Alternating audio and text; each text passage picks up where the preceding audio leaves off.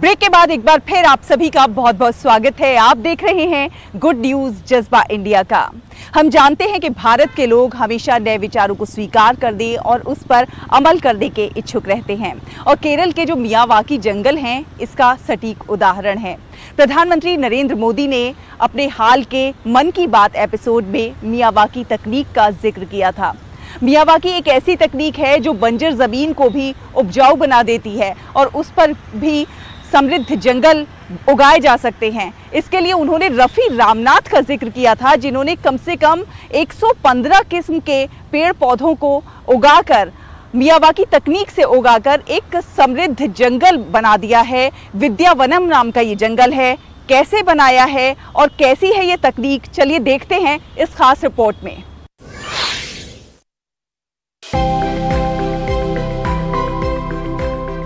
Miyawaki वृक्षारोपण विधि बंजर भूमि को उपजाऊ वन क्षेत्र में बदल सकती है। मिलिए केरल के अलापुझा जिले में एक शिक्षक रफी रामनाथ से, जिन्होंने मियावाकी जंगल उगाया था। रफी रामनाथ अपने छात्रों और अपने आसपास के लोगों के बीच जंगलों और हरियाली के महत्व के बारे में जागरूकता बढ़ाने के लिए बहुत खास थे। इस उद्देश्य से उन्होंने एक हर्बल गार्डन विकसित किया। ये धीरे धीरे जैव विविधता क्षेत्र में बदल गया।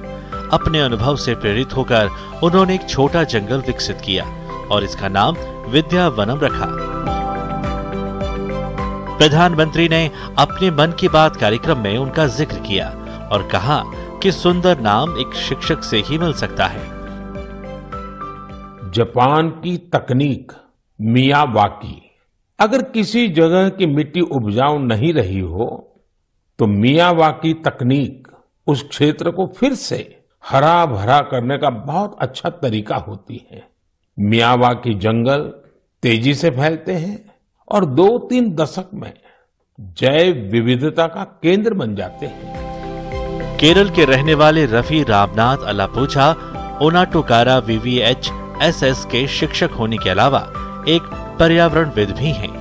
स्कूल में वनस्पति विज्ञान के शिक्षक रफी रामनाथ एक ऐसे प्रकृति प्रेमी हैं जिन्हें 2009 में पर्यावरण क्लब के समन्वयक के रूप में चुना गया था।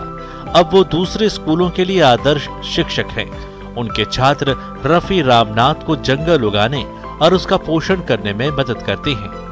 गौरतलब है कि वनीकरण की मियावाकी विधि अधिकतम 30 वर्षों की अवधि के भीतर अपने परिणाम प्राप्त करती है, जबकि प्राकृतिक वनीकरण विधियों का उपयोग करके उसी परिणाम के लिए 50 से 200 वर्षों की आवश्यकता होती है।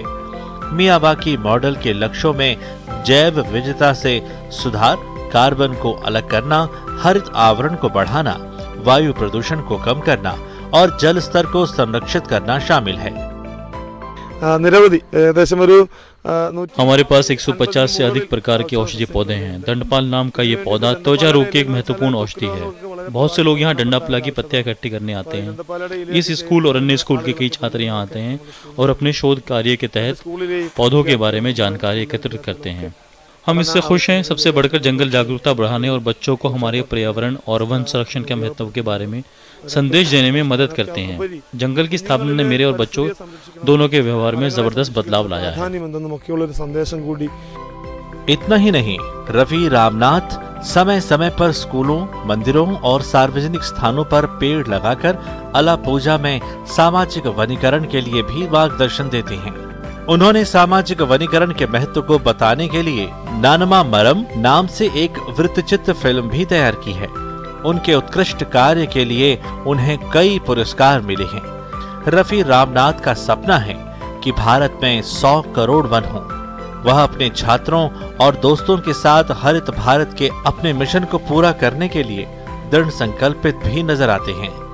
गुड न्यूज जज्बा इंडिया के लिए तिरुवनंतपुरम से ब्यूरो रिपोर्ट DD न्यूज।